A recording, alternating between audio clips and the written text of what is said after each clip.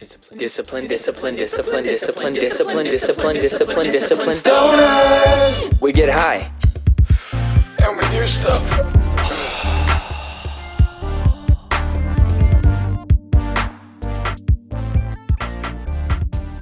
Yo, welcome to another episode of Discipline Stoners. Today, we have our first Zoom guest, a good buddy of mine, an incredible artist of his own unique style that I want to dive into, an OG in the internet game, and just a beautiful soul human being. Get your joints up for Tyler Lemco, ladies and gentlemen. Hey, thanks for having me. Oh man, my pleasure. Thank you for blessing our screen and wearing your beautiful shirt. You know, just trying to impress. Are you smoking on anything today or no? I just got home and I wanted to get home in time to start this, and I didn't have time to roll anything. Oh, please yeah. feel free to. Should I go get in roll while we talk? Yeah. Absolutely. Yeah. Do that. 10 seconds. Totally chill. And this is a great time anyways. My name is Winnie. My name's 11, and everyone listening, go grab your joints. Do you need to roll something?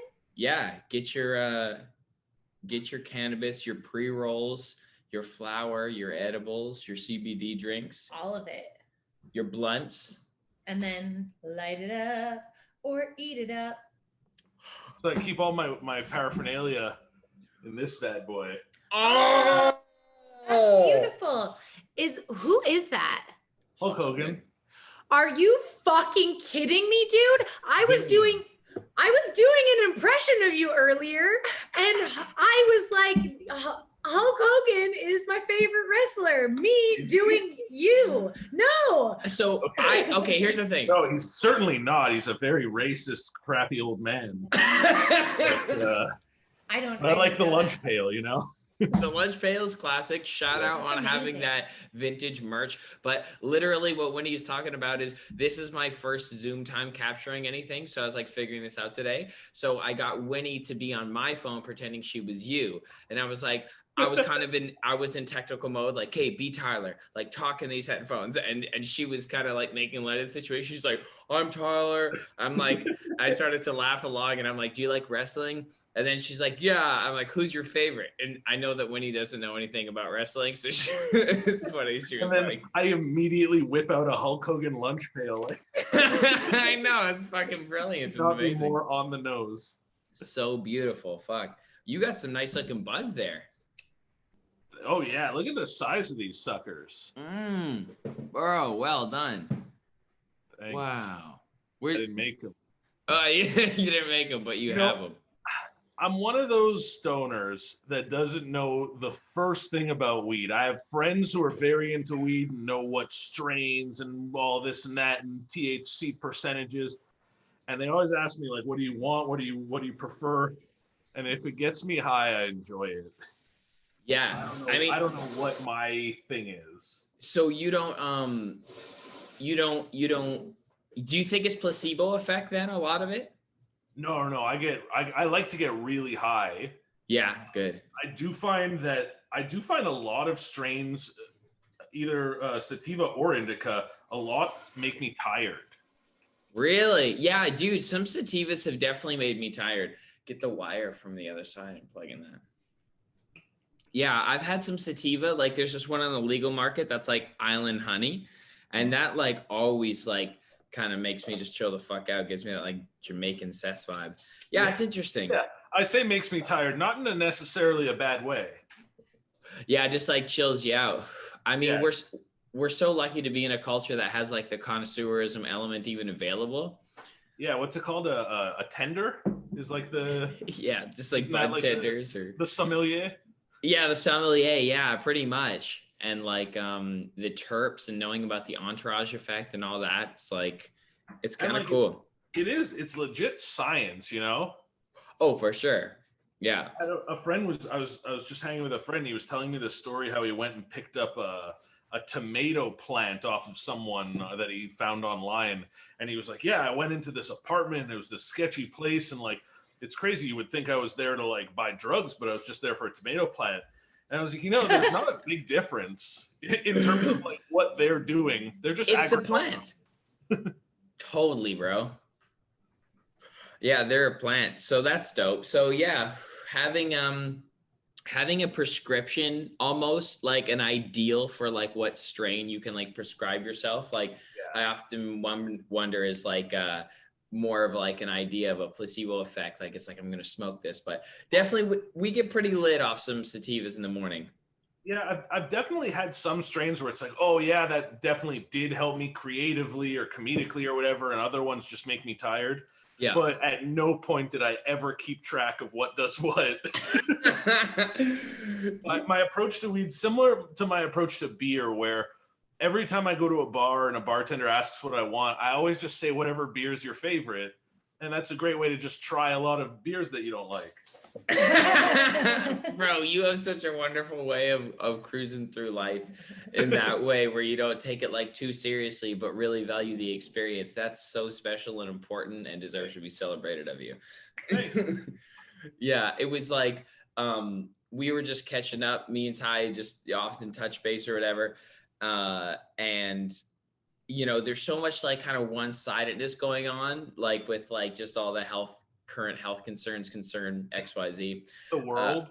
The world. And just like talking with you really just like dialed me into a nice frequency of just like the center way, like the Tao. And that's so good. You have that wonderful centered, grounded energy. What led you to that? Have you always been like that? Were you like that as a kid or?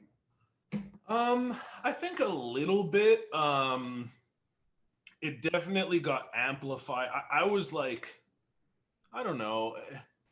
I was very much so about like 5 years ago, I was like living with someone and saving up for a ring and like ready to buy a place. And I was like trying to just get my career started. And then that relationship fell apart, which kind of was like the domino effect of a lot of things, just like crumbling. In hindsight, the best possible thing. And that's what made me start going to therapy and start meditating. I started getting into psychedelics, all the good things that just really wake you up to being a person, Yeah. Yeah, we just saw a buddy of ours who just swang by, Branko. He's in the special. I don't know if I'm throwing him under the bus by saying this. Sorry, not Branko. We'll beef that twice now. Shit. But he Branko. And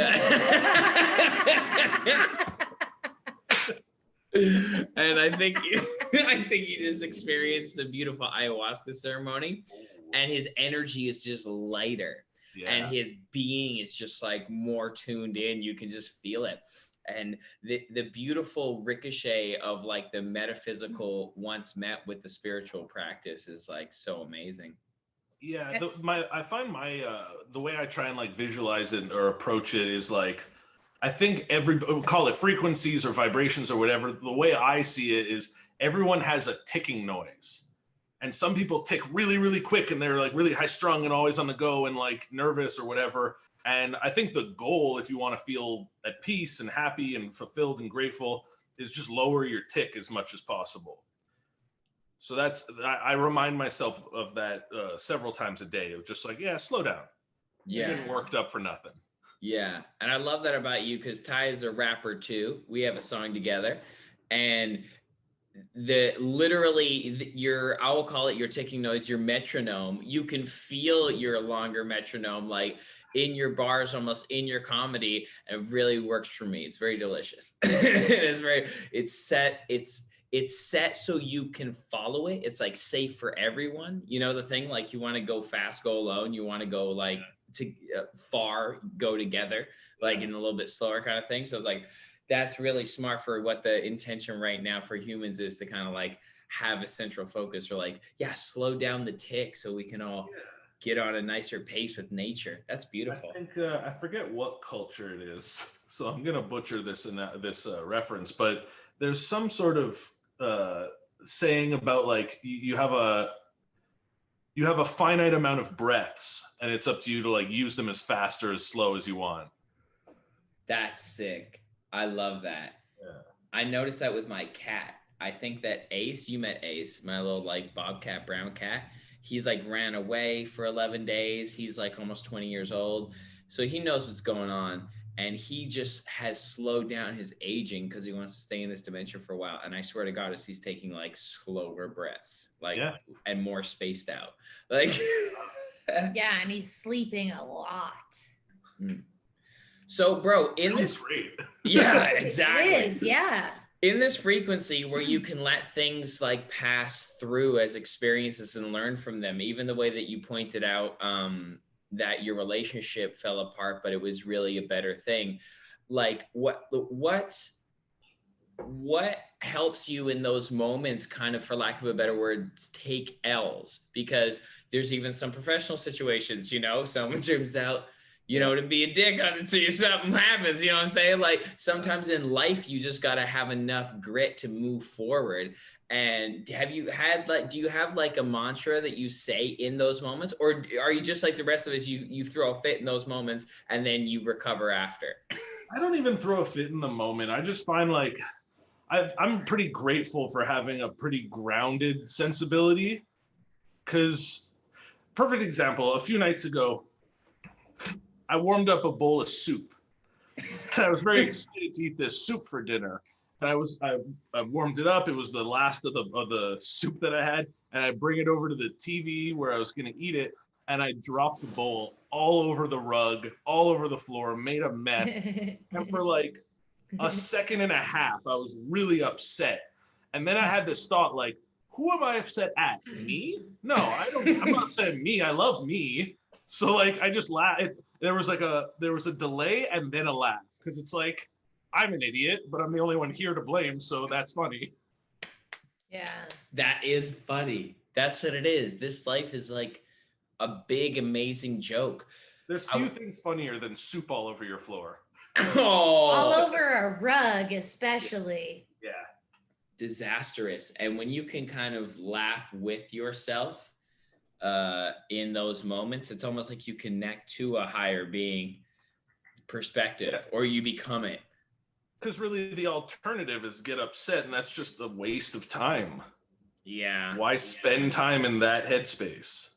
Yeah. Or it can be an excuse to expel energy if you have aggressive energy. But yeah. That is what happened, because then I jerked off all over the soup. I would do the same. Kidding. Sorry, when you were saying? Now, I love a good jerk off joke. Yeah. Now, is that something that you think you developed post relationship? That like instant sort of like release of reaction, or is that something that you have had innately in your life? Yeah, I think that's something I've had. I think that actually ties in quite heavily with comedy, is just like finding the funny in it, finding the silver lining. Like, there's that, and then also just the notion of like, I never really, even growing up, was never like someone who got upset. Like, I'll get annoyed. I'll get like, if someone is upsetting me, then I will make efforts to distance myself. But like, there's very few things that like make me angry, because I'll just cut it out. I don't need it. I'm very quick to chop. That's all. That's so nice. That's really smart. That like takes so long to learn. Like, we've recently only come up on the concept of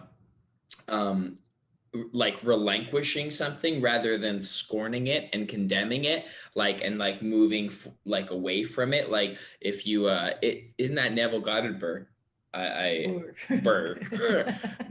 read it just recently on an episode, and I can't remember the exact terminology, but that's what it was about. And that's so smart, just to know kind of whatever you put your focus and energy into is what's going to catch momentum. So it's like, how long do you want it to be like that? Yeah, like you even brought up before, like you and I have had the pleasure and sometimes displeasure of having a few interesting clients. Yep. And, there's really no use trying to fight back and forth with those kind of people. You put up with what you can put up with, and when you reach the point where you can't, it's on you. Like, just do what's best for you and don't do it. Exactly. And that's the thing. Like, you never have to be in a situation where you have to like take abuse or be in an uncomfortable situation, or like just run with a pack that's not really at your pace. Like, you never have to torture yourself, and you can always just be like, excuse me, like I'm focused in another direction, and you communicate that, and everything can be harmonious. Yeah, But exactly. My mantra is, now that I think about it, that really, when I fully grasped it, is what like set my life in a new direction. Is just fuck it. If you could appreciate fuck it, the world is your oyster, because nothing really matters. Just enjoy it. Fuck it. Yeah. fuck it, dude. I love that. If something's bothering you, someone's not treating you well, something's an issue, fuck it. You're so right. It's like, go ahead. Just like what knowledge could you bestow upon someone who hears your words, they hear it, they're like, fuck it, that feels good right now, but when I'm in a situation where I actually need to apply this fuck it, and I can't get there, I can't get to that letting go place, because so many people ask me that all the time, like, how do I let go, and I don't necessarily know what the answer is beyond like creating a meditation practice. Yeah, exactly. That's what I was gonna say. Is mostly just like practice. You're not. It's something to Totally. get good at. Yeah.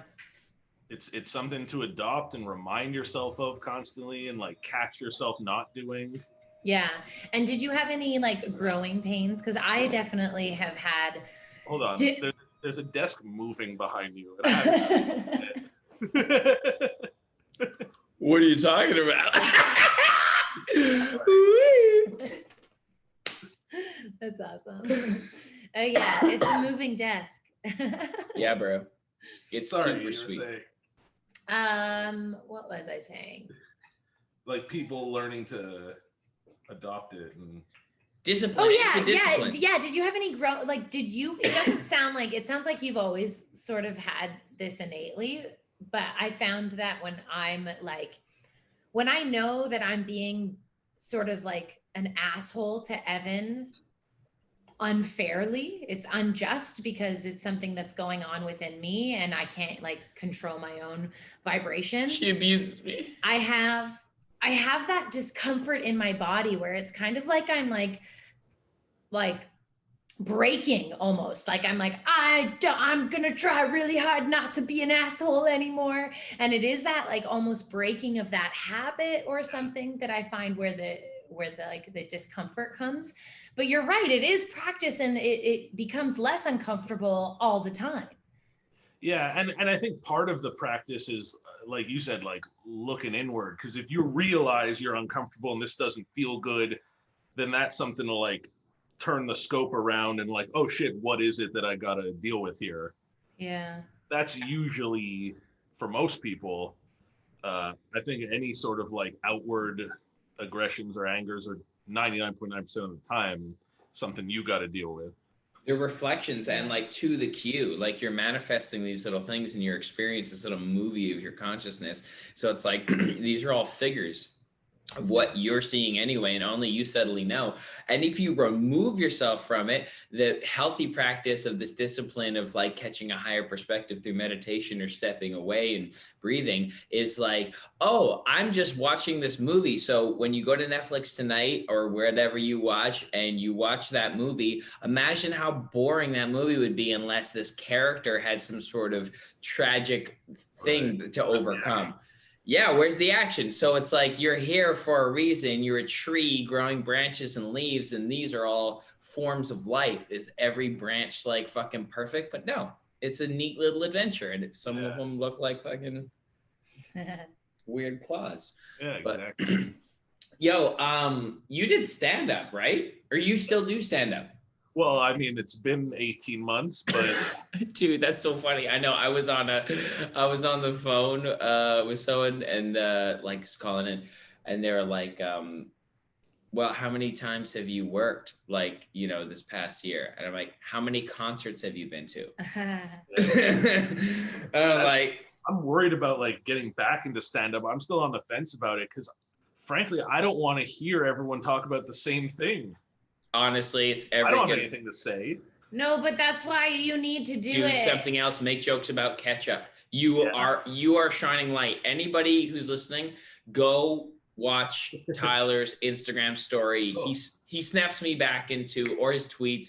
Dude, your Twitter is fire. I am So a good. huge fan of your Twitter. Yeah, you're such a solid comedian, bro. It's that solid comedic content that you're doing the job of the Andy Kaufmans in the universe, where you're reminding us that this is all a fucking joke. Like, that's so important. I find comedically, I think, how do I phrase it? Like, I think I'm, not to toot my own horn, I think I'm very good at doing anybody's type of comedy.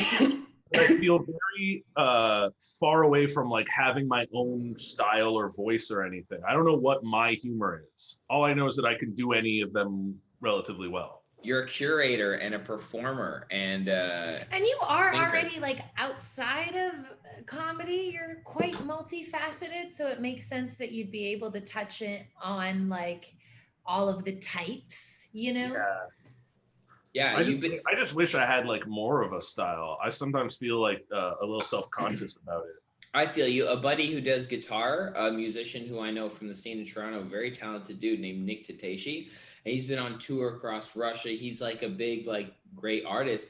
And he plays on my track still. And I was complimenting him, and he's like, I hate lots of the stuff because it reminds me of someone else. Like, he didn't like that he didn't have a specific style, but then that's coming from a guy who's constantly, so I'm saying now you're talking to a guy who's constantly compared to like one of like my voice and Eminem's voice. I'm like, trust me, sometimes having a style haunts you too.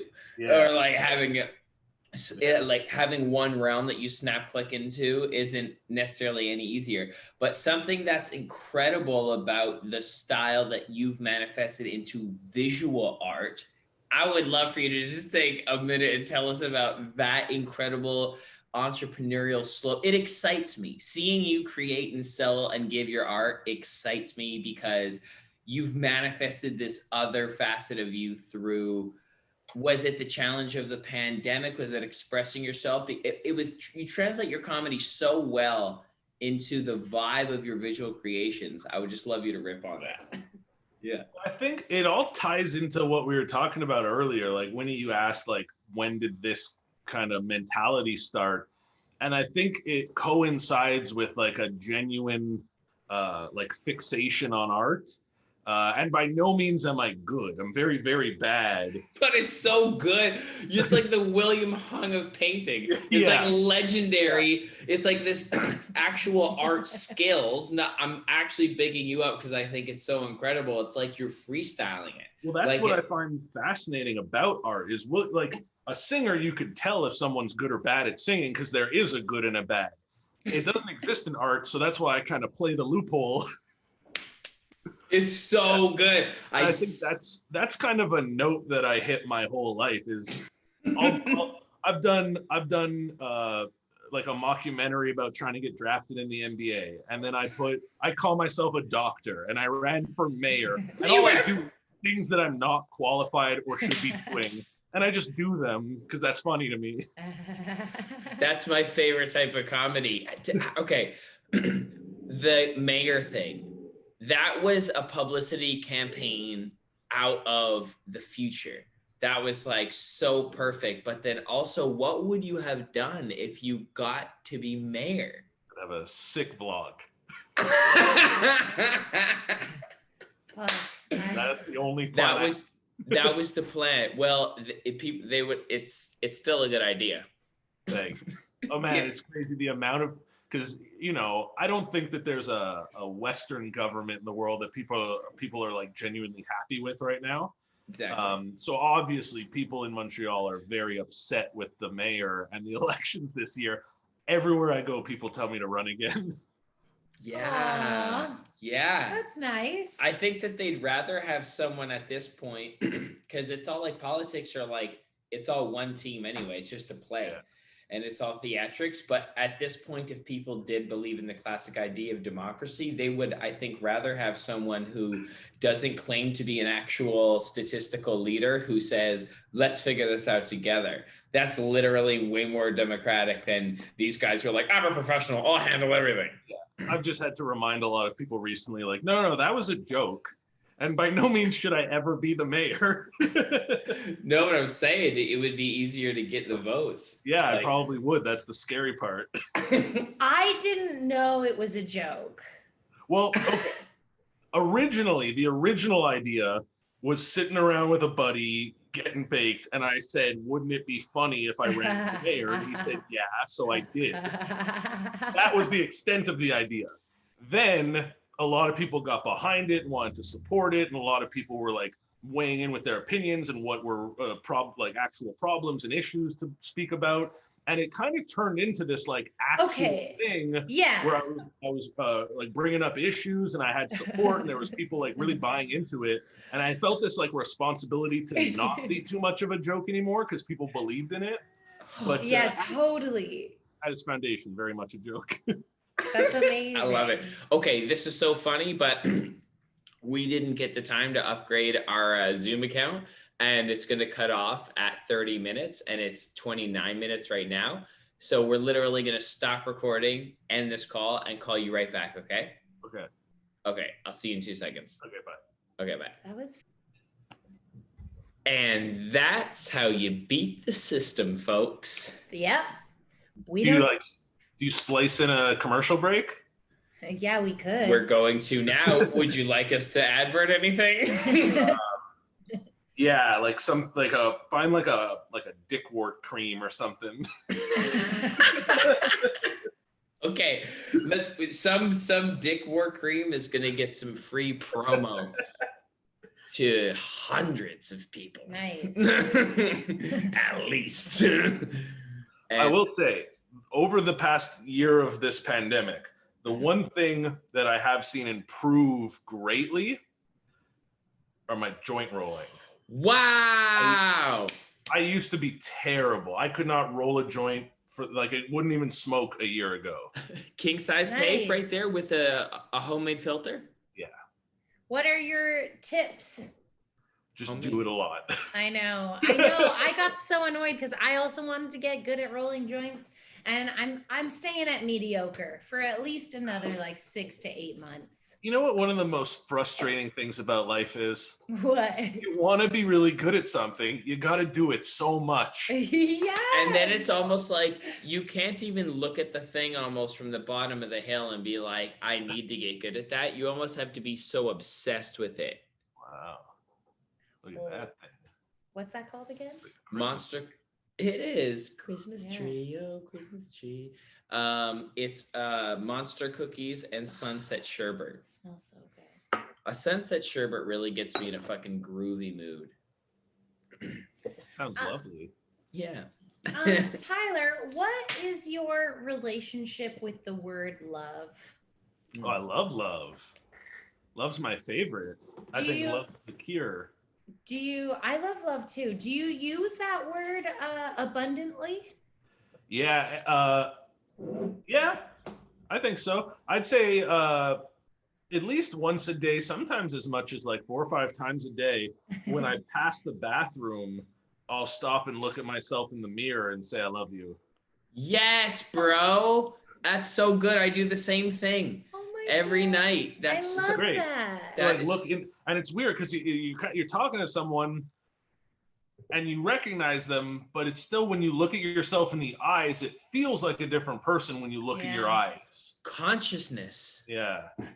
You're Yeah. You're not like saying it, you're almost saying it from a different part to another part.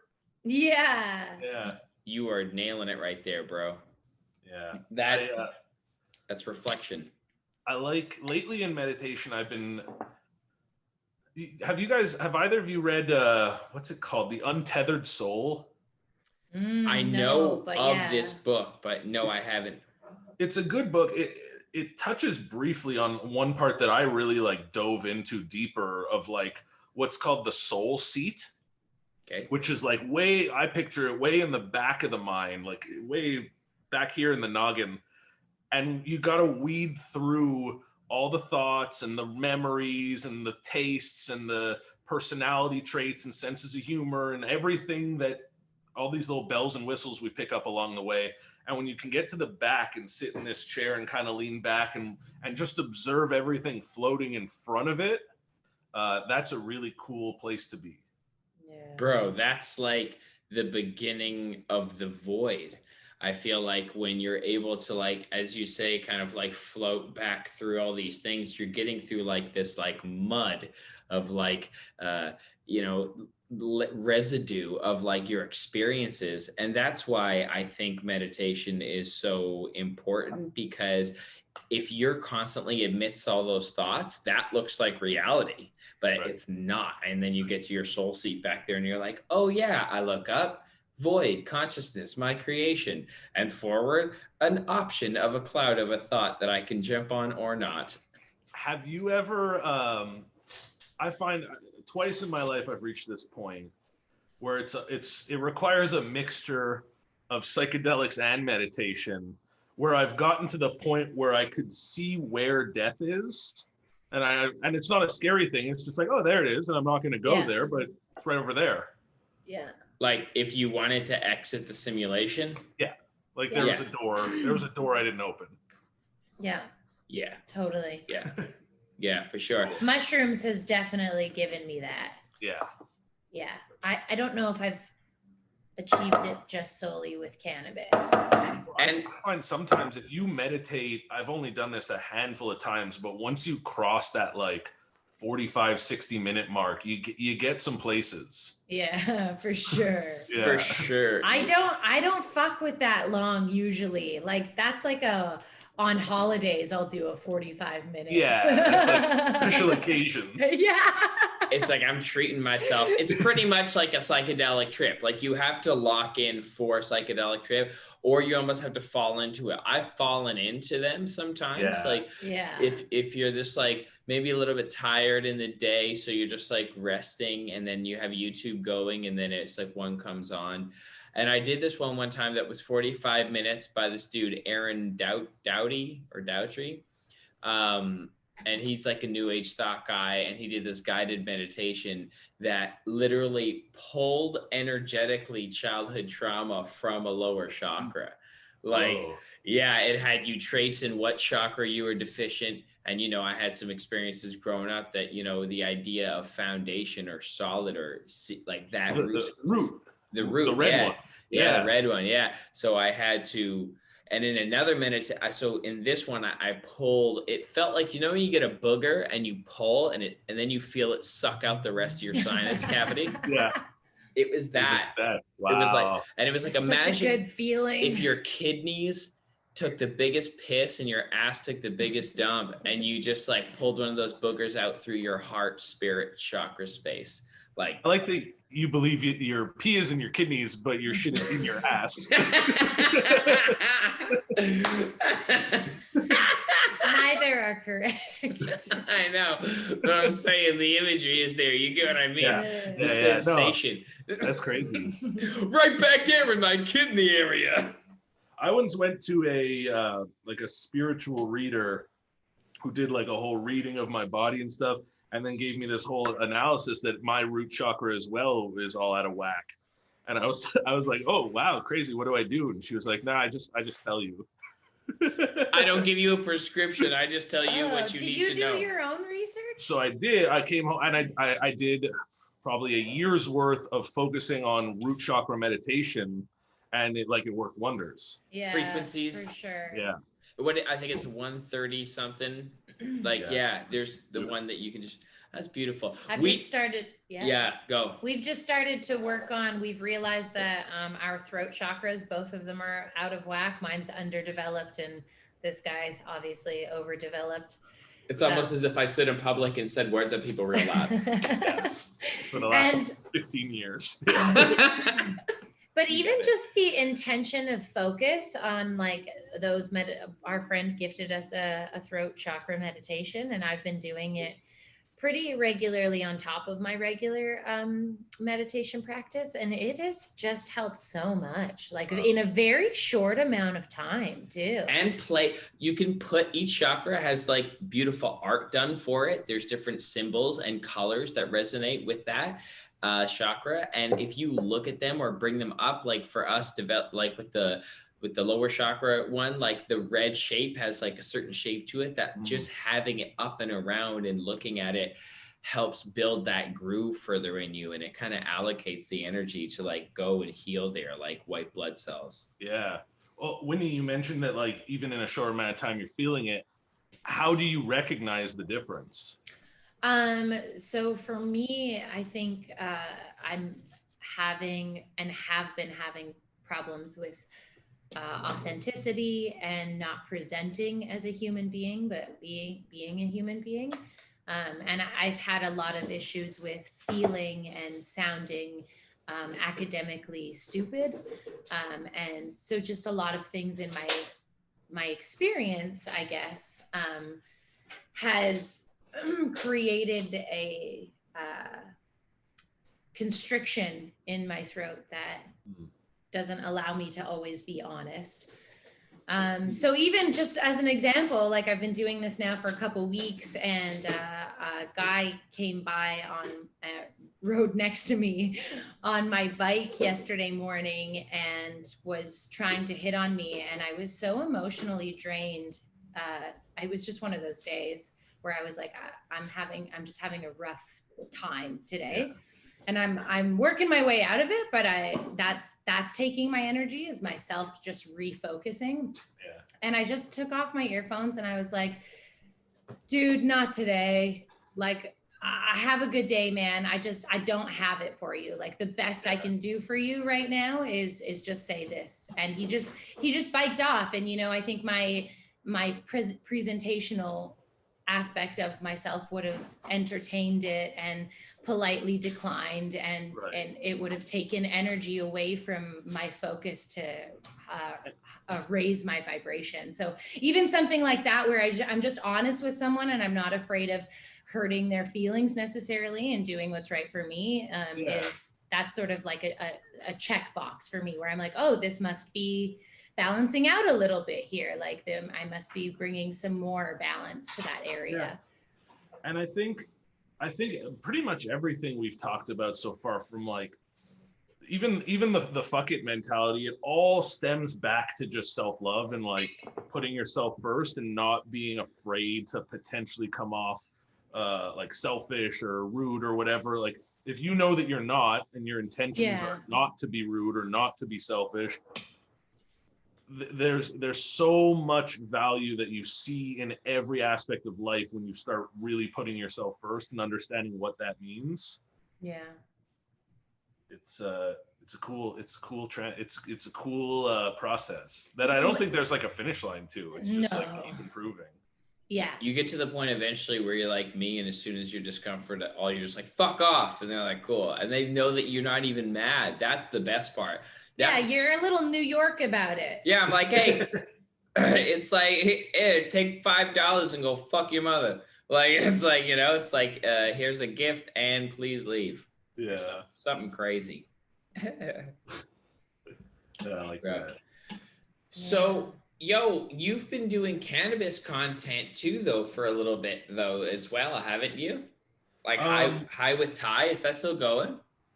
It's not currently. It's kind of like waiting on me to do a new season. But that was a really fun, like, beginning of the pandemic when there wasn't much to do. I know that I was one of the first people to start doing like Instagram live conversations. I think like night 2 or something. Nice. And then I noticed a lot of people getting involved in that. And mine didn't have any like structure or game plan or anything. So I was like, I'm going to stop doing this and think of something that like is an actual show with a format and premise. And yeah, High with Ty is just something with super simple. We watch like cringy web videos and get baked and laugh at them. And it was something that we could do over Zoom. And yeah, I think I did like 14 episodes the first like couple months of the pandemic. They were really fun. That's amazing. And you've like also dabbled in like wrestling, or you love wrestling, but you're like strangely what is your current focus akin though? Currently I actually recently started a new position that's been pretty exciting, where I'm running like content and production for, it's like a sports media startup, but it's entirely about sports cards, like trading cards. Nice. which like getting involved in it admittedly knew nothing about, but in the last like 2 months it's been a crazy crash course where like this card market is crazy. People love it. People are super into it. It's huge. Wow. Yeah. I have some banger cards gifted to me by my auntie Wendy, and like it's good. It feels good. It feels like having stocks. Yeah, pretty much. And it's a Is fun it- like hobby thing where like people like I know a lot of people like bond over it with family members or friends or whatever. Yeah. Is it only sports? Mainly? Wrestling Like- cards? We actually had a conversation today about like, are we ready to branch into Pokemon? But not yet. Yeah. Yeah, so I just had- sports right now. I had so many shinies. Did you do Pokemon as a kid? Never got into Pokemon. No, Really? I grew I up was in getting pussy. No, I'm kidding. I wasn't. Did you get into Pogs? Pogs, I had. Hell yeah. I Yeah. feel like Pogs are due for a comeback. Fuck, I'd love if Pogs had a Yeah. comeback. The They would work Slammers? now. They Slammers totally were would. awesome. Dude. Yeah. These like collectible cardboard things and the Slammers are dope. I could see that taking off again. Absolutely. I mean, digital Pogs, you know how Pokemon came back with like you can use your phone to like see an animated one? Like your Slammer is like you can upgrade for the animation and you just like hold it both your phones together and play a game of Pogs. Did we just fucking reintroduce Pogs? Oh, I guess I like the physical like I agree. idea of I agree. I want to slam it, you know? Yeah, my dad made me like Slammer. he's a mechanic and he took a piece of metal and made me a custom slammer. It was so cool. That's it had my cool. name on it. Whoa. It had your name on it? Yes. Did you ever fuck around with devil sticks? Did you ever fuck around with devil sticks? No, what are Hey, devil Bethel, you ever sticks? fuck around with devil sticks? You don't know huh? devil sticks? I They don't were think those so. like two Oh thin sticks, yeah. and you flip around that one big fancy one with the tassels. Yes. Yeah, totally. I didn't have one, but I'd always ask to play with other people's. Yeah. It's Yeah, a those were gymnastics cool. thing. It's kind of it's bordering on baton twirling.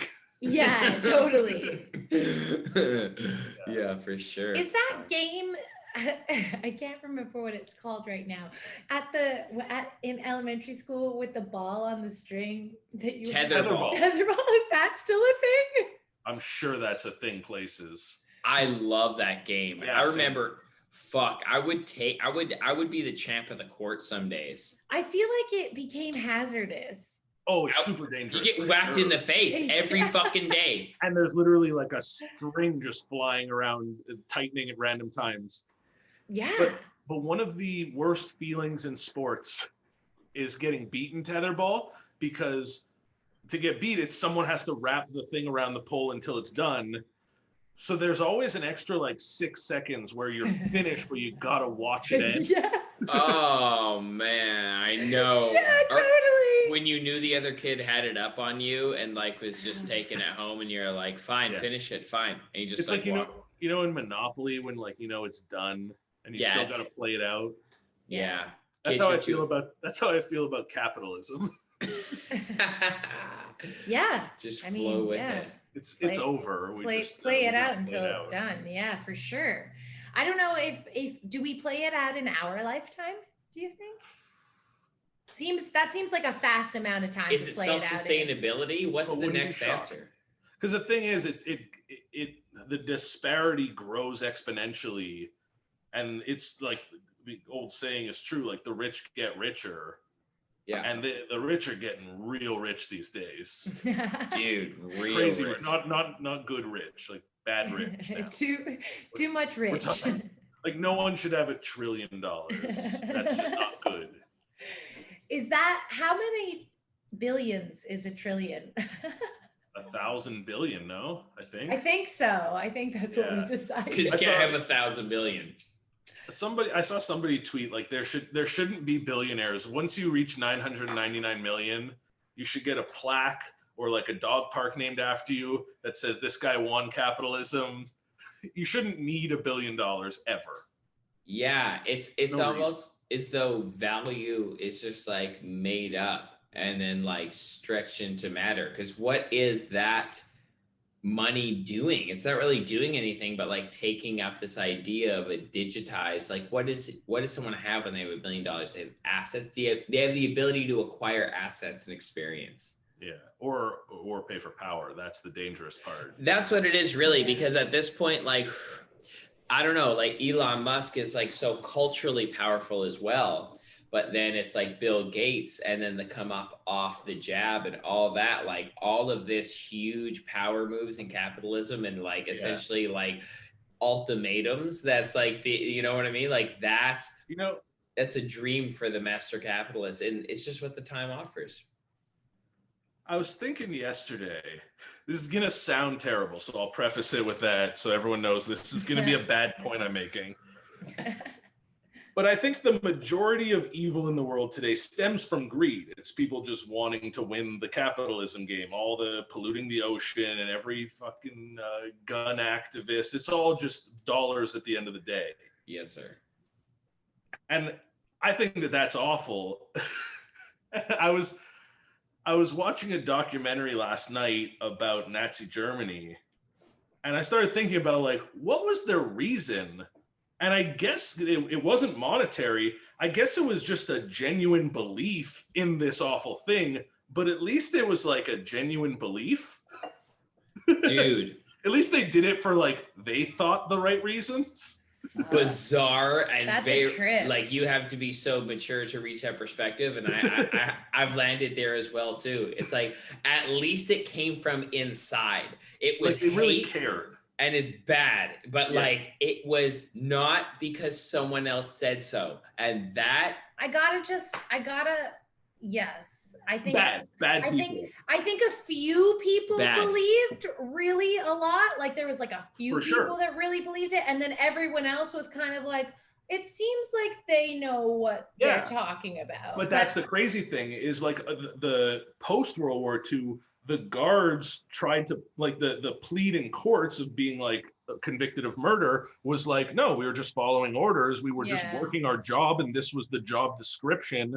We weren't murdering people. We were just doing the job that was asked of us, which like, if that's the case and it's not monetarily motivated, there's a whole like ecosystem built on a shared belief. Then it's not a good belief, but at least it's not capitalism. I don't know my point. Yeah, I know. I feel you. And I dig what you're saying. And I love that perspective just because it's so freeing and not tied to pain or fear of reaction at all. So kudos to you.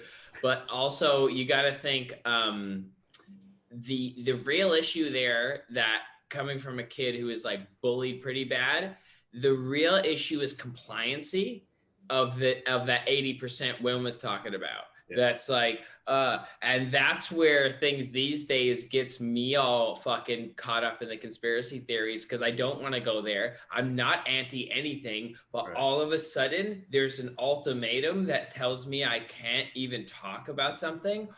There's a fucking problem. I don't like everyone's folding under this compliancy. So it worries me because of history like that. Yeah. But I parallel the two. Where's your fucking papers?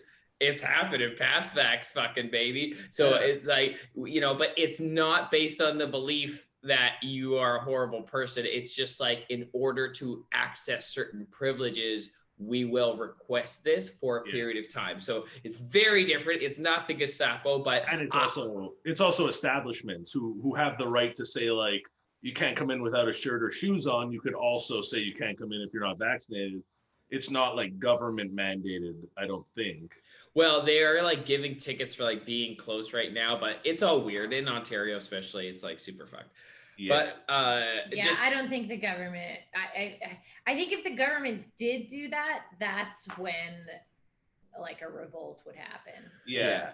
But to leave it up to businesses, and especially like businesses who have been closed for it's their discretion. But I wonder how much like internal processing they either put them through or don't put them through. Like if there's any leaning factors. Yeah. Oh, like I'm sure. They make it difficult if you don't, kind of stuff like that. But and I don't know. We had a brief talk about it. I just don't think the government is competent enough to pull off This is what I'm Conspiracy. saying. This You're is just what I'm idiots. saying. I love that, Yeah, You're just bro. idiots. That's all it is. Yeah. I love that. And you brought me back to earth with that one, because that's the first step back into, okay, this life is my experiences. I'm attracting these things. If I look for one side or the other, I'm going to find it.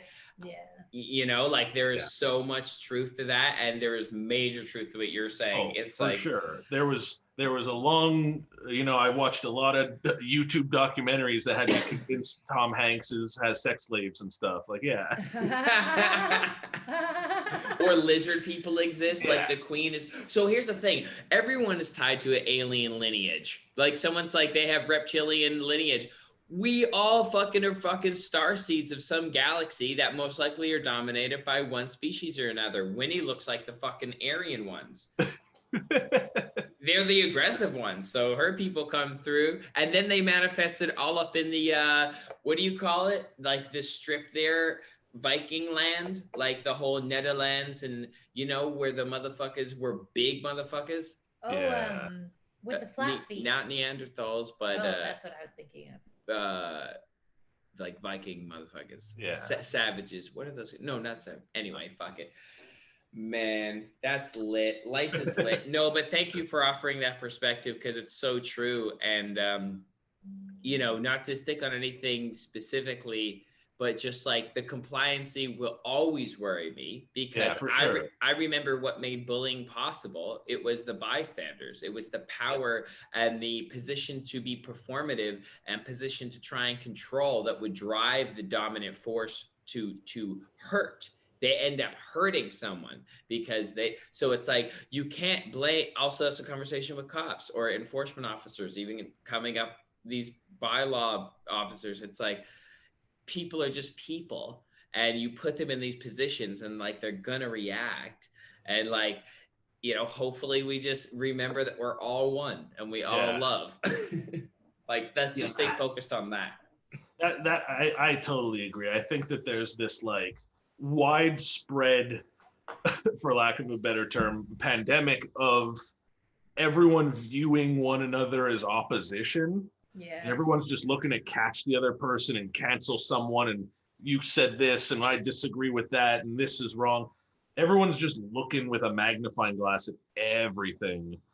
And it's not a healthy or good way for us all to interact and exist together. So right. Yeah, dude. Like, friends canceling friends. It's slowing progress down. Yeah, for sure. And progress is, and I'm not excusing anyone's shitty behavior who deserve to be called out for something or for being blamed or held accountable for horrible things. But it's bad for progress of humanity if everyone's careful. I think you can't walk on eggshells. We learn from mistakes. That's how we learn, is we make mistakes and then don't do them anymore. As long as we're learning, we're improving, and that's what's important. No one's just automatically perfect from the get-go, especially when we're just walking around on eggshells trying not to fuck up. Yeah.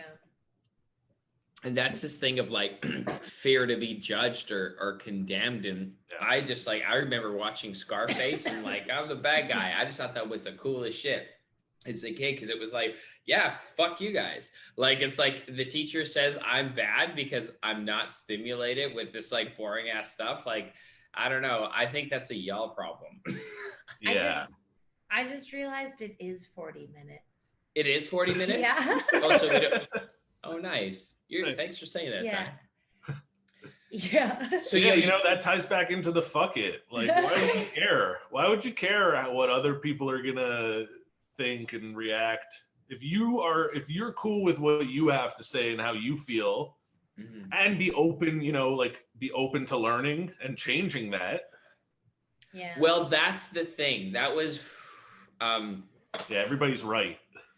Yeah, everybody knows. Well, and that's the thing though. Like, I love Instagram models with their Middle East opinions now. Oh yeah, I know. Just duck it if you don't know it. Yeah. And like, I got lost in the sauce too at one point, and like, I just put it in my art.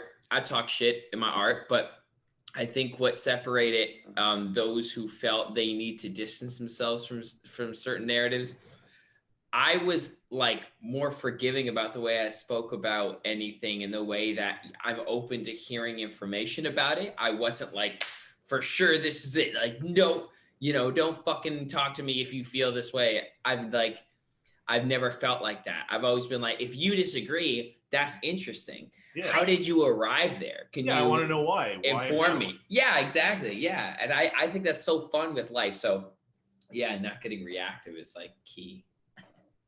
We definitely were reactive with each other for a very short period We of time. fought Like over the silliness of the jab. Yeah.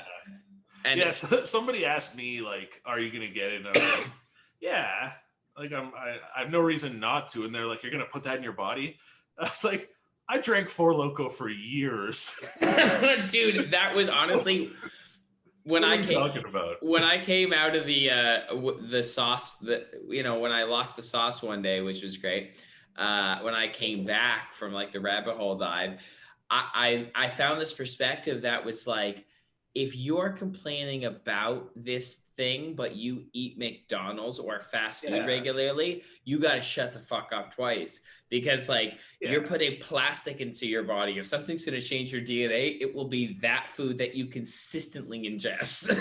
Sure, exactly. And if someone doesn't want to get it, like they shouldn't have to get it, but then deal with the repercussions of not getting it. That's all. Yeah, that's where it Yeah, becomes for tricky, sure. like how much they hold over your head. Yeah. Like, I'm just like, it's interesting observing it. It's interesting seeing where the chips are laying. And then it's like, should we have a hand in creating this? Like, do you vote? Do you speak up? Like, what the fuck? It's like everything's happening. I have a buddy who was just like, can't do it, move to Texas. It was like they get it there. That's what I agree with, and just went there and loves it. Happy for him. But yeah, like he was walking around Montreal mad at people wearing masks. Like, what are you, sheeple? What are you doing? So he went to Texas and he loves it. Exactly. And I've joked about moving to Florida or Texas, and like, fuck it. Like, because that's the ultimate answer. Like, you never have to put yourself in a situation where you're like upset or fighting something. It's like, you truly can change it.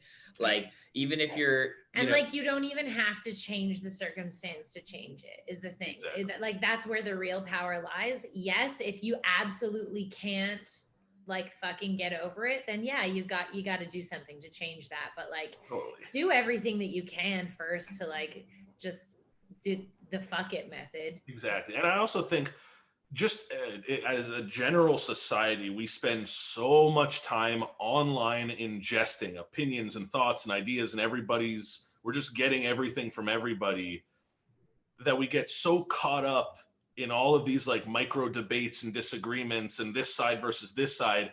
Everyone forgets you could literally put your phone down and go outside.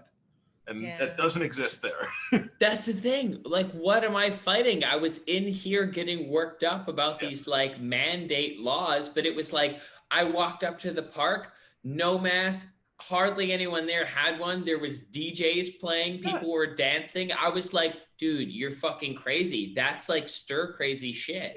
I had a friend reached out to me recently who was like, concerned because there's this girl accusing him of something that he says he didn't do, and he doesn't know how to handle it, and does he look more guilty if he like addresses it, or should he just leave it alone, and he doesn't know how to word this response. And I was like, honestly, go outside, leave your phone inside. There's no problem when you do that. You don't have this. Oh, bravo. And also you come back to whatever it is that you like felt like was the end of the world with just this like lighter heart, and that's when you make your best decisions anyways.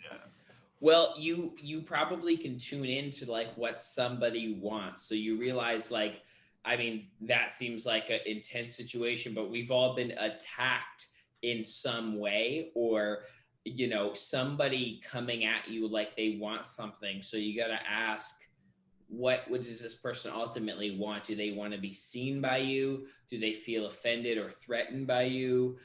So you have to like let go to find out exactly how to like snip that bud, because you got to hit that you got to cure that dick wart with that good cream. Sponsored by Hank's Dick Cream. I'm pissed that this cream is gonna get free promo on our Hank. show. I'm going to make a brand. Yeah, let's make one up. Hanks, you just said it. Hank's Dick Cream. Hank's Dick Cream. It'll, and the slogan is "Get you nice and smooth." Bro, I'm literally going to make an audio ad and a fake visual ad. Yes. Oh, from like the 1950s. That's perfect. And Nice. do like a crazy big blur on the application sheet shot. Oh my god, that's funny as fuck. So get a picture of an actual dick from Google and blur it out. I was gonna say you in the mirror applying dick cream, but blur out like a crazy big amount. Oh shit, now it's a video ad. Yes. Yeah. Okay. I love it. You always take it to that next level. I love that. Let's Definitely don't have to produce a whole commercial because of this podcast I joined. It's going to happen now. And we've said it. We have this brain jam. Yeah. Oh, man. Good times. Fuck yeah. Oh. What were we just talking about, though, before dick cream? Anyway, I'm sure it was good. Yeah, it was really clever. It was really clever. It was about stuff. Yeah. Oh, man. It was you really know? good. And love, probably. And And dealing with situations. That's what it was about. It was about going outside, Oh, taking yeah. a minute Putting to your clear phone your down. fucking head, yeah. get back to it with a lighter heart. Yo, do you want to pick your phone up and share a fun fact with us? Yeah, okay, so we do the fun fact on the show every episode, and we always do a musical improv intro. So I mean, would you like to do that today? I could try. I'm down to try. The only thing that needs to be said is fun fact, but you can throw in like with Winnie or something. Okay. So I just make up an intro for it. Yes. I'm looking around. I wanted to do like an instrumental rendition. Yeah, that'd Yeah. be beautiful. I could make like a no, that doesn't work. Like, usually it's just like a little like doom, doom, fun fact with Winnie doom, doom, Yeah. doom. You know what I mean? Fun facts. It's the opposite of stepping on thumbtacks. With Winnie. Yeah. Didn't have a third bar. That's beautiful. That Thank is you beautiful. so much. Yo, the opposite of stepping on thumbtacks.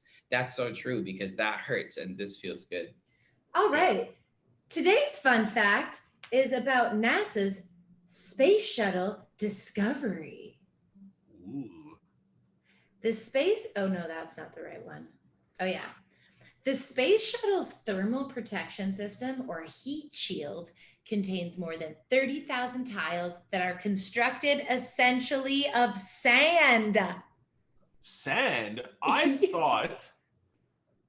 thought that the tip of a space shuttle that pierces the atmosphere and it needs to like withstand crazy heat was made from like a material that was spider web.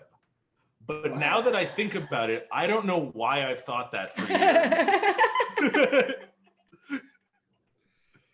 I don't know. funny. I mean, I really like that theory a lot. Sand. I just don't know how that would make sense. I guess sand makes sense because it's just like, Yeah, you know, sand. it's probably from out there. It can withstand it.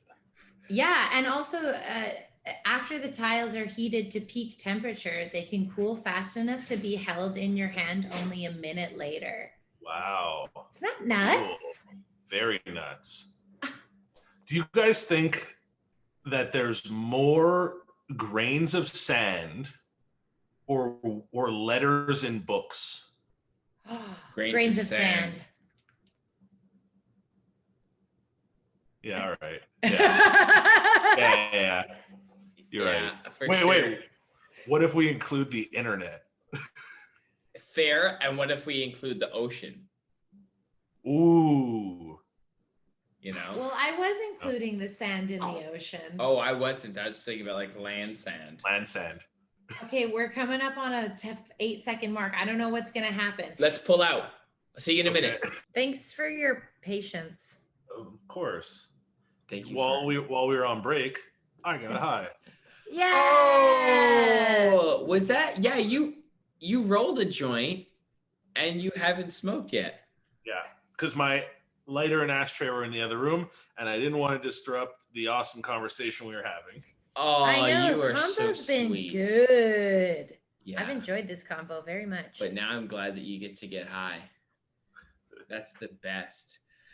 Man, how do you like when you first started like smoking weed, did you ever find it difficult to be disciplined? Yeah, for sure. I find even today, like I guess it's a form of discipline where I've gotten really good at knowing what I can do high. And I know, like, if I got like meetings and calls to do, I'm not gonna smoke. But if I have like something to film or write, then yeah, I'll smoke a joint. Yo. So it took about like a solid like 4 or 5 years to get a barometer of what it helps and what it really doesn't help. Yeah. Yeah. And how that's different for everybody. Yeah, for sure. Wow, yeah, that's really good because that's a common thing that like we talk about with like the perception of weed and kind of changing it is like having those honest conversations with yourself to not necessarily fall in the category of that, you know, deemed lazy stoner or, you know, keep the promises to yourself. Like, you know, I don't know. You know what's interesting is I find it's really programmable. Yeah. In the sense that like, for a long time, I was the like, after a long day of work and I'm exhausted and I just want to veg on the couch and snack, I'm going to smoke a joint. And then it just became like paired with that. And it took me about, I'd say 3 weeks of getting high and exercising to start feeling that when I smoke a joint, now I have energy and I want to move. You're so right. It's just energy and tapping into flow state with that thing. I find smoking a joint, you know how tofu kind of just tastes like whatever you marinate it in? Yeah. Tofu could be anything. Weed's similar to that, where it could help anything you want it to help. Yes. Yeah. Yes. It's ceremonious. Yeah. It's ceremonious in that way that you set an intention with it. And that teaches segment intending. Yeah. And I find the I wouldn't even call it like dangerous part, but I've caught myself just getting high all day long for the sake of being high. Yeah. And I don't really enjoy that as much, because then you're sort of just always like, I at least personally, I'm sort of always in like a fog and confused rather than using weed to zero in on something. Yeah. Yeah, you got to set yourself up and give yourself the tools to focus. Like set up all your materials to paint before high, then get high and then flow right into it. I even like to, with my sessions, do all the kind of annoying audio setup work, like all your tracks and buses and stuff like that. I'm like, that's ready. So when I get ripped now and have another coffee, I'm just going to fucking blah. Yeah. Yeah, that's beautiful. Now you work like solo, like as an entrepreneur as well. So that's another discipline of like having to sit down and write a script between this time and this time. That is also an interesting next level discipline that you had. So you're used, was that new? How long did that take to develop? Like in relation to smoking? Yeah. Like, was that a thing post smoking that you could define and refine your own personal work schedule? Well, I've always kind of defined my own work schedule, but I find that weed really helped to segment it properly, where like you said, if I know like I have this script I have to write, normally I'm doing 10 things at once and I'm answering messages and I'm barely getting it done. And if I am, I'm not giving it my full focus. Whereas now that I know how to use marijuana properly for myself, if I have this script to write, I'm going to get high and just write that script. And I can't do that sober. I can't do one thing. When I'm sober, I'm a lot more sharp and I'm a lot more like able to communicate and verbalize myself because I'm probably rambling. But I'm way worse at doing one thing. Totally. It's like the synthetic imagination and the creative imagination. So synthetic is like things that have been created. You're reorganizing them. There's data. There's agreeable realities. There's a midway point. Creative imagination is just like you and source flow.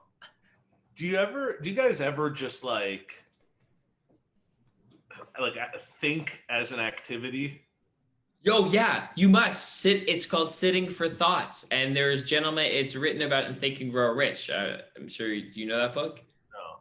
It's like by Napoleon Hill. And it talks about, so he interviews like many millionaires and many poor people and finds the exact human traits and science and perceptions that either land someone in that rare margin that reaches and refines and realizes their goals or exceeds them.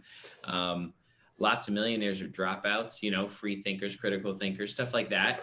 But less science and more actually not less science, but less data-driven science and more etherical. It actually goes. It talks about the thing that is everything that is only affected by thought that manifests. Interesting. Yeah, and that stresses the like activity of just think time. And in this book, he talks about this man that turned himself into, he would just get paid by big companies as almost an inventor, but just to sit and think sit for thoughts, and he'd just sit in a room. So it's like, now I've always put aside time just to have a silent 20 minutes kind of in the day where I just sit and think and open my channel. I think that's what it is. The important part of thinking is you're just like practicing your threshold opening so you don't get too far away from like being able to receive information and think you know shit. Interesting. So the way I visualize it, because I do that too. I used to do once a week, 24 hours, no screen. So it would just be spent like sitting down with a notepad next to me, waiting for something worth writing down to come up. Because, you know, I believe we're more radios than anything. We're just waiting to pick up things that are here and then get them on paper. But what's interesting is the way I visualize it is above my head like a conveyor belt. Like, you know, like those sushi restaurants? And I can kind of see like, nah, oh, that's a good thought. I'm going to go in there. And then when I'm done with it, I can take a step back and look at the conveyor belt again. And if you think about it interdimensionally, that is a manifestation of like the fourth dimension, like a thought form, like a float that you could like reach up and bringing closer to this manifested world through your writing or whatever the medium is. That's so beautiful. It's been a really fun practice to like sharpen the muscle of like choosing which ones are worth exploring and which ones I can just get rid of and not think of again. Bro, the art of literally like picking rhyme phrases and like that warmed me up for what a mind fuck it is to do that with your actual just thoughts. Because there's sometimes where I'll go into one and it's like, you know, some obscure wrestler, and now I'm on his Wikipedia and now I'm learning all about this guy, and I'll have this thought, this trigger of like, wait, this isn't a helpful thought, this isn't a productive thought or a good thought, it's not making you any better, it's not improving your life. Go back out and choose another one. Totally. Yes, because you'll know by the feeling. Because sometimes I call it a inspired thought. So then I take inspired action. And as you were like on his Wikipedia and you were like kind of poking around, checking it out, we call it, checking it out. And I'll sometimes notice that first couple steps, the initial thing I saw or felt was just an abstract kind of road to that ish area. And what ended up happening was it was a path to something else that I found it later. So like I decided to watch like meat videos from like just an ad that was fed to me like a couple months ago. I was like vegetarian, but I just started watching it. And then it led me to their YouTube. And then I found a guy making content that I kind of like, oh, I could do content like that. Then it led me back to Gordon Ramsay chef thing. Then it ran back to me thinking about this food idea I had. So it brings you this whole weird way that you can't imagine sometimes pans out in your favor. Sometimes you got to know when to pull out though. You're smart. Hi, Dougie. Ralph, come Oh, say Ralphie. Dougie. Sorry, Ralphie. Dougie's such a good name, though. I thought No, I I find thought- Ralphie and Dougie are very similar names. That's why I mixed them up. dude, they are very similar. And Dougie. Yeah. yeah, I thought that you just said doggy. Oh, I should have went with that. Yeah. I love that. No, I heard Dougie, and I definitely said Dougie. I dig that. That's so good. Bro, you take a lot of baths, eh? Yeah, yeah. Fuck, that's the I find- best. Yeah, I journaled about this yesterday where I had like a ton of work to do and I was trying to get multiple things done at once and I was feeling that tick noise get quicker and quicker and like feeling that tension. And I was like, I got to take a bath. Just subconsciously, I got up from sitting here, went over to the bathroom, drew a bath and got into it. And while I was sitting in the bath, I had this like overwhelming feeling of gratitude. Like, wow, I just did that subconsciously, not needing to like force it or like think about it or anything. I just felt bad and fixed it. And that's like such a cool feeling. Bro, when Yeah. you develop those disciplines, we talked about it on the last episode. I was being vulnerable with the fucking, I had a tough morning. You just wake up and you're in a weird mood, pissed off, and you got to laugh at it and go down swinging kind of in the way where I can give myself, I have tools now, make a smoothie, take a bath, meditate again, take deep breaths, work out. You have these tools and we're privileged and blessed enough to, have a bath. It's like, use it. Use everything you can, everything just to feel better. Because once you get to a feel good state, it just makes sense. Exactly. And there's also something about like developing a sense of gratitude for feeling shitty. Because it's all just part of the same spectrum and you got to appreciate the whole spectrum. Yeah. So once you kind of understand that at its core, like the feeling shitty isn't so shitty when you're grateful for it. Yeah. Even though it's valid and you still do feel shitty and it's still as shitty as any other shitty, you just understand it better.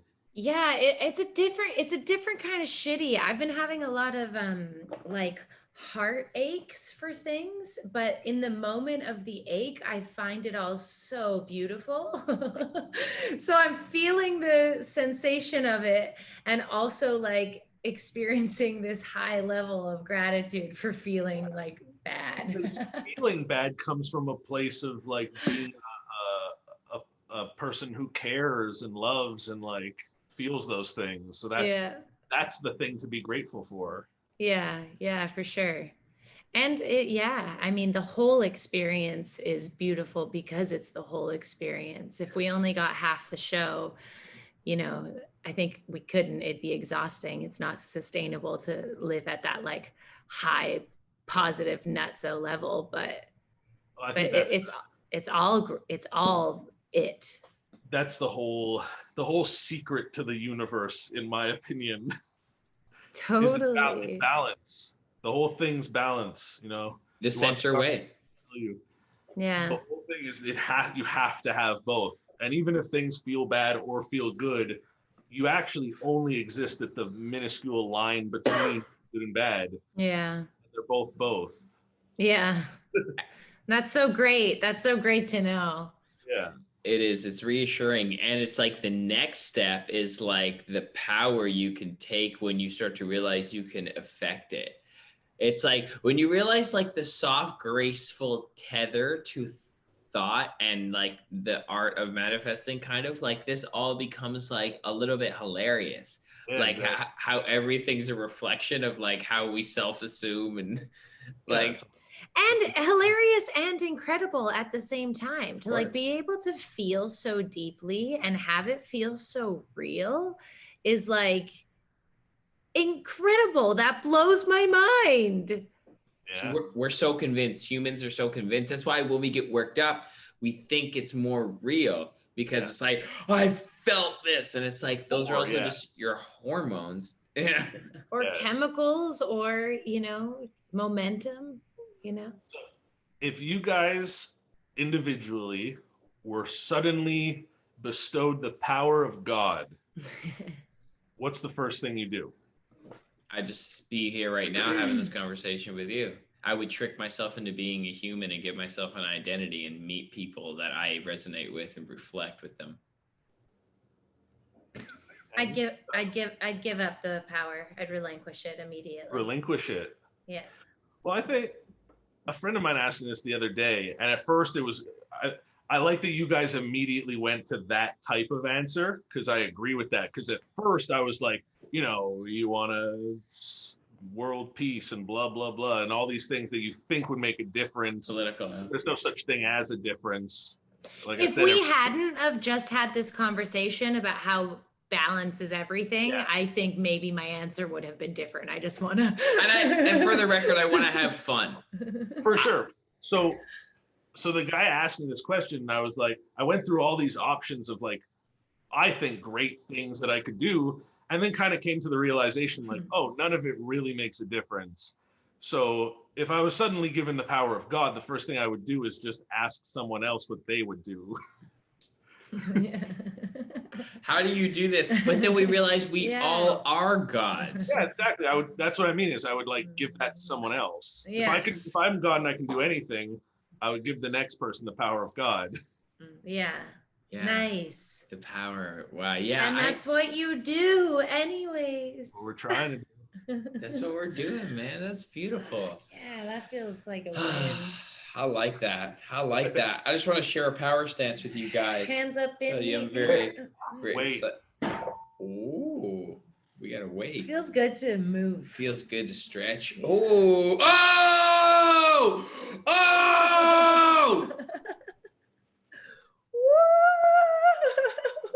Hold on. You make some noise. So you go full screen. Oh, I'm a humble champion. Everyone who's listening to this on Spotify, go watch the YouTube video. immediately. Ty just pulled out what is it's a title, it's a belt, a wrestling belt. Is it With but the actual my belt God. for any wrestling fans listening, it's the big gold from WCW.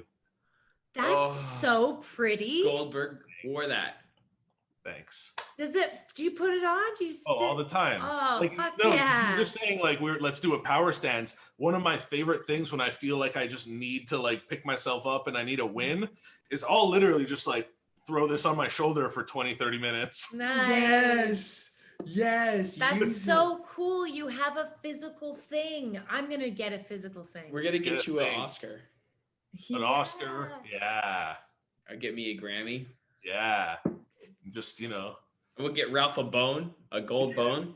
yeah. Oh. I know a cream for that. Hank's dick cream. Get it? What was the slogan? Smooth. Nice and smooth. Nice and smooth. Yeah, get you smooth. Get you nice and smooth. Yeah. Love that. Bro, Fuck. I wanna play this game with you, okay? It's called Speed Round. And this one is favorites. So just answer with the first thing that comes to your mind in the best way that you can, okay? Okay. I'll give you a minute to organize your belt. Please treat that thing with care and love. You know it deserves it. You got it. Okay, ready? Yeah. All right, so speed round, favorites. Favorite wrestling moment. Ooh, favorite wrestling moment. Mankind falling off the cage. With Undertaker? Yeah. Fuck yeah. Favorite rap song from the 90s? Shook Ones. Favorite rap song? Oh, Yeah. favorite rap song from the 2000s? Oh man. Something Hot Boys. What's the first one that comes to mind is Sunny Days. I wasn't even. It's Baby and Manny Fresh, I think. Amazing. That's Lil Wayne's people. Favorite sandwich. I gotta go like a classic PB&J. Yes. Oh, you're used on to- the sweet. I would have normally said grilled cheese, but I switched over to vegan like 4 years ago, and now I still from time to time will eat cheese, and it's equally as delicious. But boy, do I pay the price now. Yeah. Oh, I know, especially when you haven't had it for a while. This guy doesn't do dairy so well either. But I eat it. I don't care. Okay, Yeah. we got to get back to the speed round energy. But favorite sandwich. He said PB&J. Favorite vacation spot. Jamaica. I've never been on vacation. Favorite place that you've been that felt like a vacation? I don't know, LA. Nice. Yeah. Okay. That's a good one. Favorite place you've ever had sex? On a PGA golf course. Favorite Oh. hockey player? Lyle Odeline. Favorite female actor? I'm gonna go with Amy Poehler. Favorite male actor?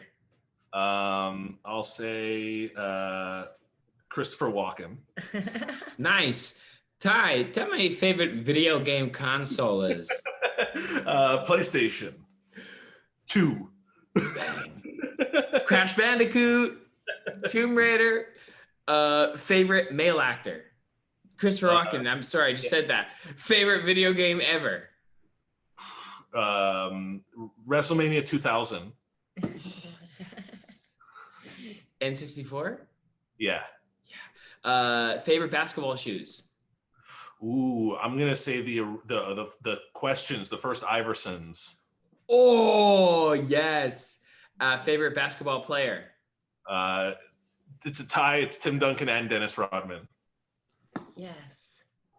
Who many people might see as opposites, I see as identicals. Because they're the two best ever at pissing off opponents. One just did it silently, and the other did it more expressively. Favorite taste? Chocolate. I love chocolate. Favorite I know you book? meant like sweet or sour, but I stick with chocolate. Oh, I meant that. I prefer that. If answer. one sticks out, that's exactly what I mean. Favorite article of clothing? The belt.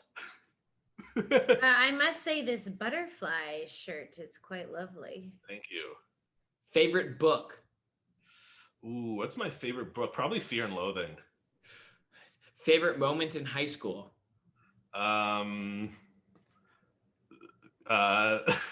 Something basketball related. A lot of scoring points in basketball. Favorite porn star? My good friend Alex Lynx is my favorite person who does porn. Cool. Favorite body part? Of myself? Or humans in general? Just dicks and vag. Favorite morning drink?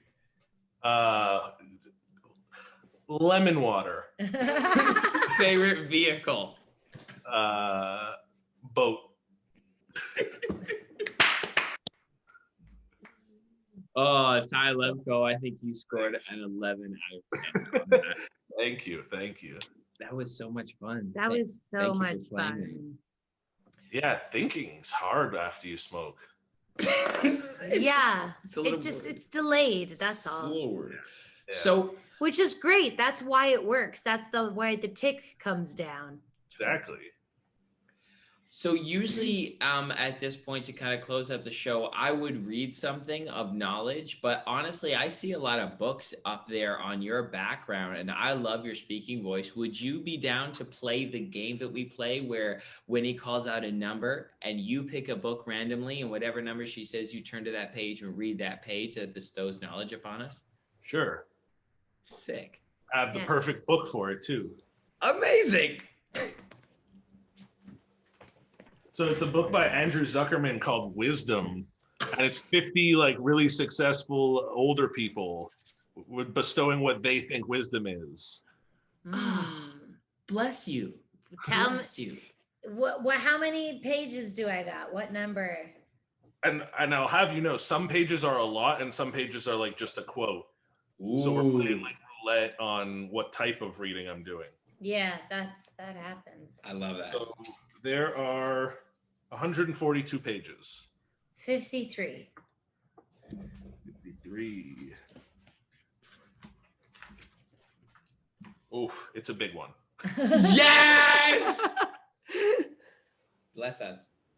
So it's a quote from Garrett Fitzgerald. This old bag. Do either of you guys know Garrett Fitzgerald? No. There. Me neither, which means I probably skipped this one when I read this. Perfect. I get to read it. All right, ready? Yeah. There are many grounds for cynicism to be found in public life and especially in political life. The temptation to be cynical can be very dangerous indeed, because if you get cynical about other people, you end up losing your own convictions. Keep an eye on your objectives and don't forget what you are there for. Watch for sycophancy and watch for temptations of power. Guard against them. Do not get drawn into enjoying the advantages of office as distinct from getting on with doing the job. Family can be very important in that relationship. If you have a family who are constructively critical, they can help you get through all the hazards of politics. I guess this guy's a politician. Yeah. Do you want me to read the whole thing? Please, because it's Okay. nailing it. Are you seeing all the parallels from our Yeah, earlier for sure. conversation? Holy Yeah, fuck. absolutely. All right. If it's power you want, then it can change you for the worse. If, however, your desire for power has to do with particular objectives for a country, then it needn't have such an adverse effect. If you have power in any form, you are being cut off from other people to some degree. They don't always tell you the truth. You can suffer from sycophancy. I hope I'm pronouncing that right. I hate that he used it twice. Which is the most dangerous disease a politician can have. You need people around you who will not be sycophantic, who will tell you what they think, who will stand up to you and argue with you. Otherwise, you can easily deteriorate rapidly. Holy Yeah. fuck. That's real good, Well, bro. we're halfway. But yeah, that's what we were talking about with like everyone disagreeing and shit. You need that. You need can't that. just- You can't just be careful to not disagree. We're supposed to disagree. And there's no one thing. There's no one ultimatum. I just looked up sycophant. You did pronounce it correctly. Perfect. And it's a person who acts obsequiously towards someone important in order to gain advantage. Oh yeah, that's what I noticed about the one-sidedness. A lot of people would like use it as an intro to conversation. It's like, I never spoke to this person before, you know? Mm. Yeah. In politics, there's always a question of compromise. If a politician always does the right thing, regardless of consequences, he or she won't survive long. On the other hand, if they do the popular thing all the time, there's no point in them being there. So the nature of politics is compromise, but always with a view to doing enough useful things to justify the compromises you have to undertake in order to stay there and get something useful done. And that is the key to it. I think perhaps people who are not in politics don't understand this issue of compromise. Because politicians must compromise to survive, they are downgraded morally by people outside who don't face these issues. Politics involves a huge increase in the kind of moral dilemmas you meet. In your own life, you meet moral dilemmas usually between a greater or lesser good, or a greater or lesser evil. In politics, the number of decisions you have to make which require a moral compass is enlarged, which makes it the most exciting career you can have. I don't know about that. I'd go out my mind if I weren't working. I usually work from 9:30 a.m. to 10:30 p.m. for, on average, 6 days a week. If I weren't doing that, I'd be very unhappy indeed. There's nothing to stop you. This idea of retirement is ridiculous. Retirement means that you need less sleep, 2 hours less sleep. Therefore, you can increase your productivity by perhaps 50%. That's not widely understood. Dude, his photo looks like he said all those things. Yeah. And he says it to his wife every night before bed. But the start of it was completely like on point So on and in point. aligned with Beautiful. what we were talking about. And I think it's cool. I think that I like that he likes politics. Fuck yeah. I like when people like a thing. Yeah. That's the best way to learn something, Yeah. even if it's like anything you want to learn about lighters, just like who's obsessed with lighters knows all the different types of them. And it also gives people who don't necessarily mess with politics too much, like he's right. It is an enlarged, moral compass. More decisions. That's intense. For sure. If you would have, what page is it? If you would have just said, anyway, you could have gotten Mandela. is all I'm saying. But we got this guy. It generally is when we do it, it's more often than not, if not always. It aligns. Aligns with like what we've You been know- talking about. You know who one of my favorite humans to ever exist is? Andy Kaufman. Jane. Oh, me too. I want to play her. Oh, in wow. Her biopic. Yeah, I could see that. You'd be great at that. Thank you. Yeah. Jane who? Fuck, Jane Goodall. Jane Goodall. The Lucky lady. chimpanzee. You could totally play her. She's beyond. She's Yeah. She's man. radiant. Evan, watch some interviews. You're gonna love it. Okay, I will. Like her perspective and how she got into what she does. It's really, really cool. Oh, I love that. I'm in for a treat. Yeah. Dude, this has been so much fun. You're beautiful, man. I really enjoy kicking it and chatting and chopping it up with you. Yeah. Same here. Thanks for having me, guys. Yeah, absolutely. Where can we follow you? I'm at T Lemco on all the things. And If you're looking for laughs and also some Or art. yeah. Great gifts. I recently just sold my first trench coat that I designed in exchange for a nice pot of stew. So, nice. Was that the soup? Was Yeah. that the soup? No, different one. I would have been really mad if I spilled that stew. Dude, if you could score a stew in these streets for your fashions, yeah. that's a come up. Yeah. So, big things popping. Yeah, Congrats. Big things potting because it's in the Yeah. pot of stew. Can't turn it off. Nah, there it is. Thank you so Dude, much for coming on. I appreciate you. Yeah, we highly appreciate you Thank and you. your perspective in life. So thank you for being you. Ditto. Right back at you. Any final thoughts that you want to leave the people with to close her off? Okay. If humans come from monkeys, how come I never seen no monkey with no big ass titties? Am I right? That's it. That's where it ends. Oh, Good night. bro. That's awesome. Discipline, discipline, discipline, discipline, discipline, discipline, discipline, discipline, discipline. Stoners! We get high. And we do stuff.